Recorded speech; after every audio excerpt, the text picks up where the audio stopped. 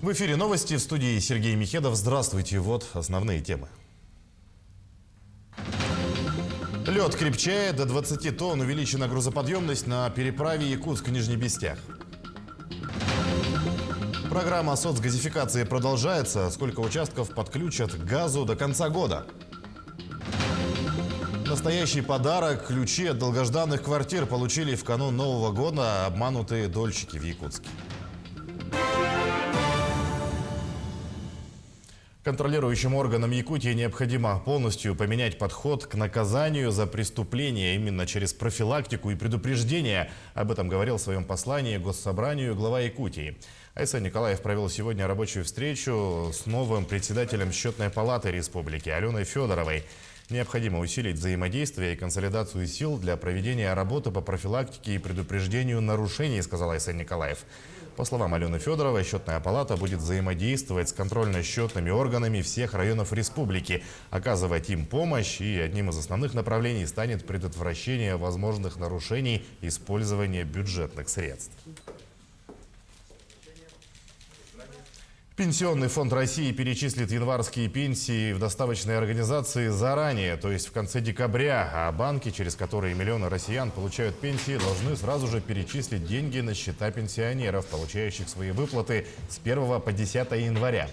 Отмечается, что пенсионный фонд перечислит январские пенсии не позднее 29 декабря. Аналогичная ситуация была и в прошлом году. Уточнить график выплат пенсий и иных выплат можно по номеру телефона клиентской службы своего региона. Найти контакты легко на официальном сайте ПФР, выбрав регион проживания и нажав кнопку «Контакты отделения и клиентских служб».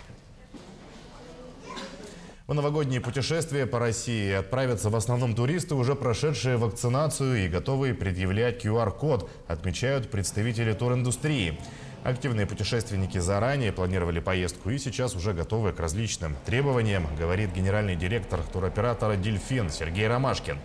Если в среднем в России, по данным оперативного штаба, вакцинировано около 56% населения, то среди тех, кто планирует поехать по стране, примерно 95% прошли вакцинацию, отмечает он. То есть требование предъявлять QR-код при заселении в гостиницы, посещении ресторанов, музеев и других общественных мест не станет препятствием для туристов. До 20 тонн увеличена грузоподъемность на переправе Якутск-Нижний Бестяк. Такое решение принято комиссией в составе сотрудников Управления автодорог Республики и МЧС России. На 18 декабря на участках зимней переправы минимальная толщина льда составляет 72 сантиметра, максимальная 88 сантиметров. В республике продолжается реализация региональной программы социальной газификации населенных пунктов. Так, с сентября заключили порядка 400 договоров. Сегодня мэр Якутска Евгений Григорьев и гендиректор Сахатранснефтегаза Алексей Колодезников посетили дом семьи Дичковских, куда газ был проведен по данной программе. Тему продолжит Лася Сергеев.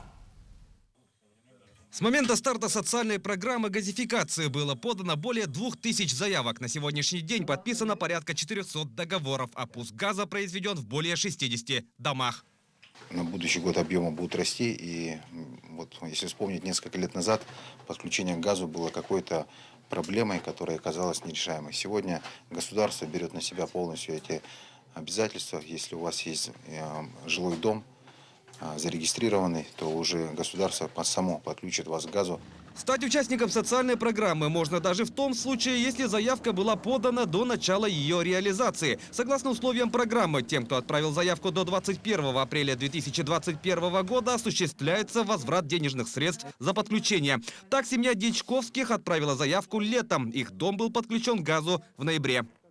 Документы подавали в июле месяце. Там договор заключили первый, а второй в ноябре. И в ноябре же через неделю, по-моему, уже газ включили. И на возврат в декабре. Возврат денежных средств. Радостно, тепло, уютно. До конца текущего года в рамках реализации социальной программы планируется подключить к газу 300 домовладений. В 2022 году по поручению главы республики Айсена Николаева этот показатель должен достичь отметки 2000 домов. Мы уже проводим эту работу закупаем технику, увеличиваем численность персонала УГРС. Из республиканского бюджета нам предусмотрено 700 миллионов рублей на эти цели. Видим, что можем это сделать. Более того, расшиваем проблему дефицита газа. В следующем году мы будем строить очень много сетей газораспределительных. Напомним, заявки на социальную газификацию принимаются на сайте Сахатранснефтегаза, а также в районных эксплуатационных газовых участках и в клиентских конторах. Власий Сергеев, Григорий Николаев, Якутск. Специалисты теплоэнергосервиса помогут наладить работу котельной в поселке Иенгра в Нерюнгринском районе. Такое поручение дал первый вице-премьер Якутии Дмитрий Садовников. На сегодняшний день для нужд котельной верхняя компания «Якутуголь» предоставила порядка 40 тонн угля. Кроме того, по данным администрации района, заключили договор на поставку угля с компанией «Долгучан» на условиях еженедельной поставки партии угля по 70 тонн. На протяжении 20 лет Аруджали Гардашов занимается крестьянским хозяйством в селе Чапчилган Амгинского района. Сейчас у него более 300 голов рогатого скота, 100 из которых дойные коровы. Сегодня фермер открыл новый коровник на 120 голов. Почетный фермер России начал вести свое хозяйство еще в 2000-х годах. Сначала Аруджали занимался разведением свиней, после перешел на крупный рогатый скот. Сейчас у фермера самое крупное хозяйство в районе. В прошлом году он выиграл грант «Семейный фермер», по которому начал строительство еще одного коровника на 120 голов. Новый коровник построен по современным технологиям.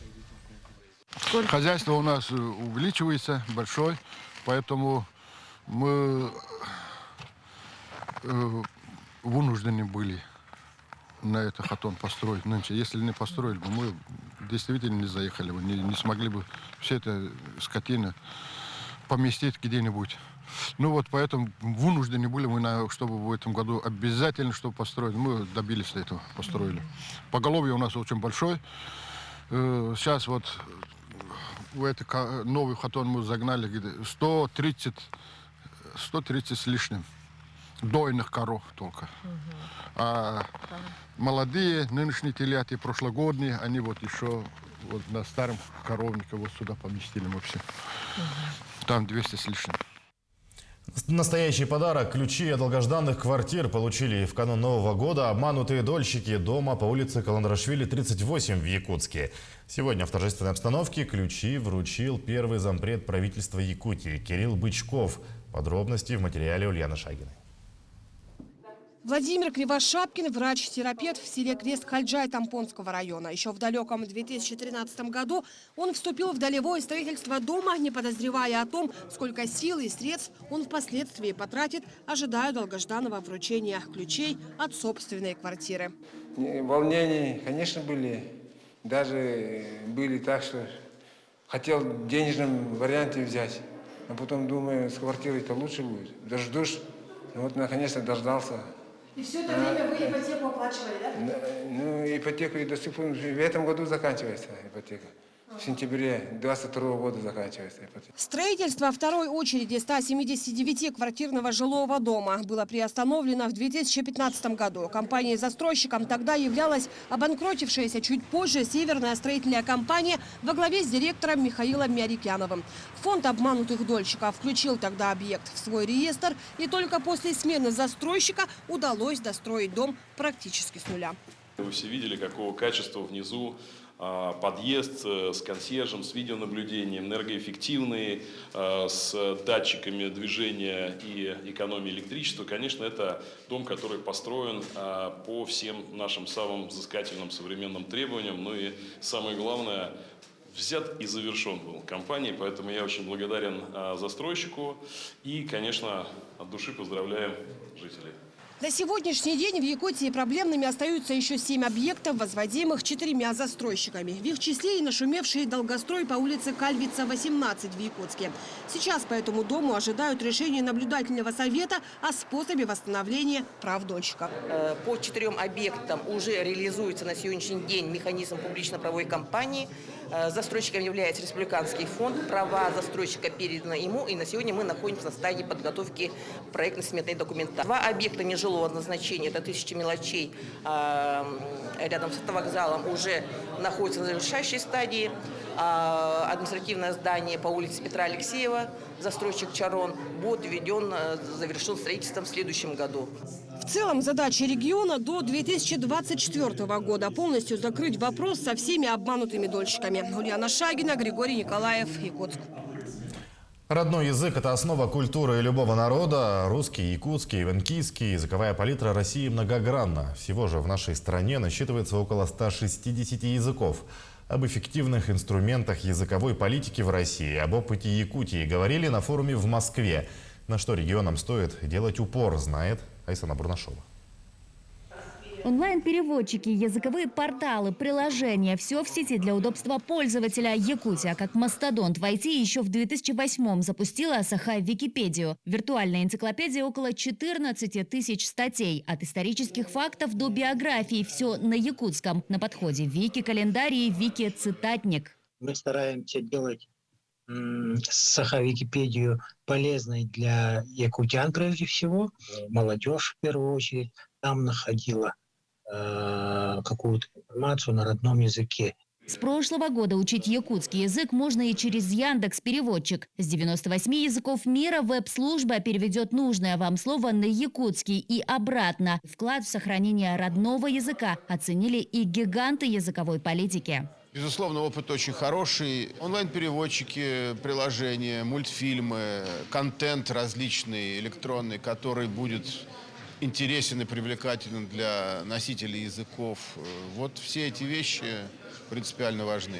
Якутия, как флагманский регион, уже в следующем году запустит на базе Национальной библиотеки республики виртуальный центр языкового и культурного наследия. Книги, сказания, фольклор народов Якутии, фундаментальные знания – все будет собрано на одной платформе. Включает в себя два направления. Это оцифровка культурного наследия народов Якутии. Создание условий для развития якутского языка будет достигнуто у нас путем использования сервисов машинного перевода в электронной библиотеке Национальной библиотеки Республики Саха-Якутия. Интерес к сохранению языкового многообразия в стране возрос. Об этом говорят и заявки на конкурс «Ключевое слово». Целых 340 работ – это в 2 раза больше, чем в прошлом году. Работа якутян, памятники этнической культуры коренных малочисленных народов Севера, стала лучшей. Такого масштаба проект, конечно, пройдет и получит хорошую оценку, но получить первое место – это да. Конечно, очень рады. Язык – достояние народа, его богатство. Сегодня в школах изучают 76 языков народов России. В этом году разработано сразу 19 учебников по 8 малочисленным языкам. В стране уже началась подготовка к проведению Международного десятилетия языков коренных народов, которое стартует в 2022 году. Айсана Бурнашова, Виктор Олесов, Москва. Мы следим за развитием событий. Оставайтесь на нашем канале.